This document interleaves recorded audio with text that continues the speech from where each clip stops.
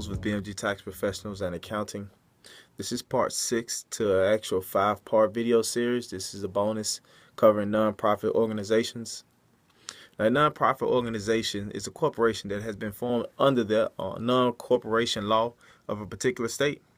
A nonprofit can have many benefits such as exemption from sales taxes, income taxes, exemption from federal unemployment tax, exemption from real estate taxes, and the ability to receive donations that are tax deductible to the donor. Even if the entity is incorporated under the nonprofit laws, this does not mean they automatically receive the tax-exempt benefits. Now, those benefits derive from an application filed with the Internal Revenue Service, application for exemption on Form 1023.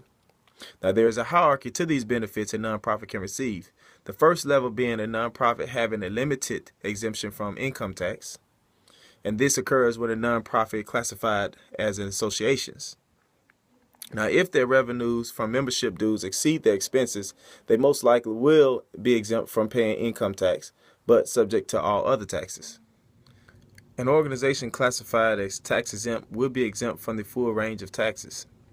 An organization classified as tax-exempt and charitable will be able to receive tax-deductible donations as well as the full slate of tax deductions. Now, this is the top tier of nonprofit organizations, which is called the 501c3.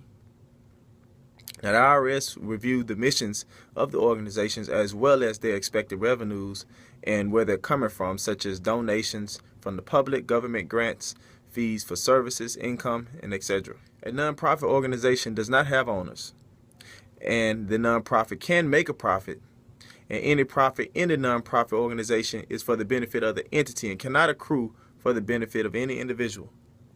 Now, the profit gets funneled back to the nonprofit organization for the use of pursuing its mission. A nonprofit is governed by a board of directors. Now, the board of directors are called trustees. Now, the trustees hire the management of the entity. They set broad policy and are explicitly not permitted to share in the profits for the organization. There is a fair amount of public oversight and disclosure required to be a nonprofit organization, mostly through the annual tax filing of Form 990 for tax-exempt nonprofits.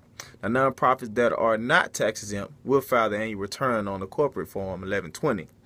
Now, the trustees can be paid for their time and get their expenses reimbursed, but of course, the expenses have to be necessary, ordinary, and reasonable expenses, just like any other corporate entity.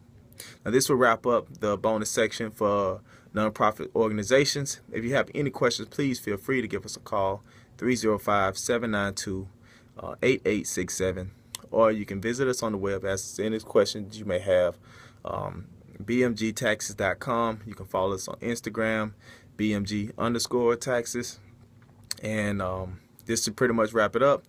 I think the next series we'll get into possibly maybe bookkeeping, but we'll see. Thank you.